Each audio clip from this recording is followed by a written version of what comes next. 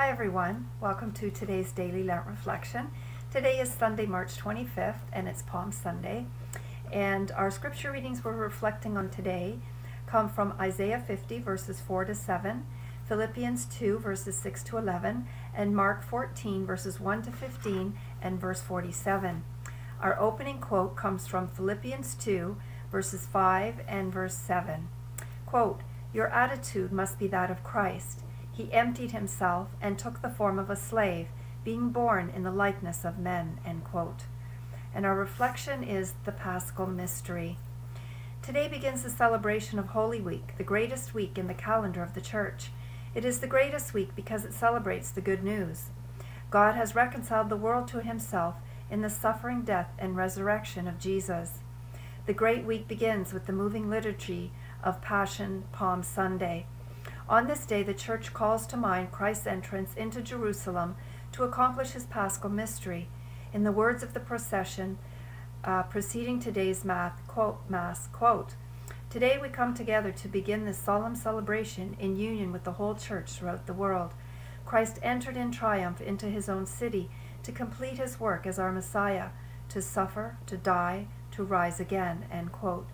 The liturgy of this week is not merely an exercise in recalling past events. We share here and now in the saving mysteries of Christ.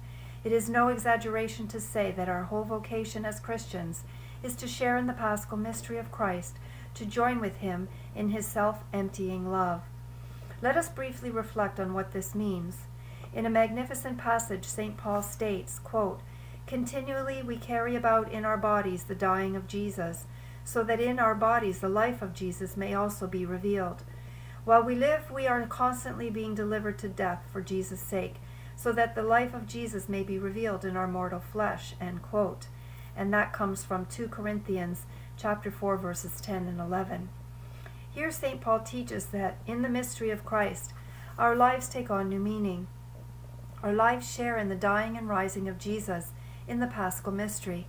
Everything about our lives, the negative and the positive, is part of the death, resurrection of Jesus. The negative aspects of our lives take on new meaning. Our day-to-day frustrations, fears, loneliness, temptations, failures, all of these are ways of sharing in the death of Christ. The positive aspects of our lives take on new meaning too. Our joys, health, family, friends, successes, all of these are ways of sharing in the resurrection of Christ. And so it is that every aspect of our lives, joys and sorrows, successes and failures, are joined to the life and experience of Christ.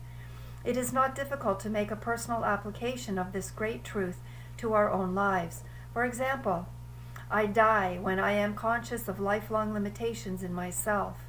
I die when I am tired, overworked, out of sorts, not feeling well. I die when I am discouraged by lack of success or of support. And I die when I am fearful and anxious and worried. I rise when I experience friendship and support from family and friends. I rise when my talents and my gifts are recognized and used. I rise when I feel joyful, happy, at peace. And I rise when things go right. Sharing more consciously in the Paschal mystery of Christ is both a comforting and a challenging way to live. It means being able to say all day, every day, quote, "I wish to know Christ and the power flowing from his resurrection, likewise to know how to share in his sufferings by being formed into the pattern of his death," end quote. And that quote comes from Philippians 3, verse 10. So our closing prayer for today is from the liturgical hymn, and it is this, quote, "All glory, laud, and honor to thee, Redeemer King," end quote.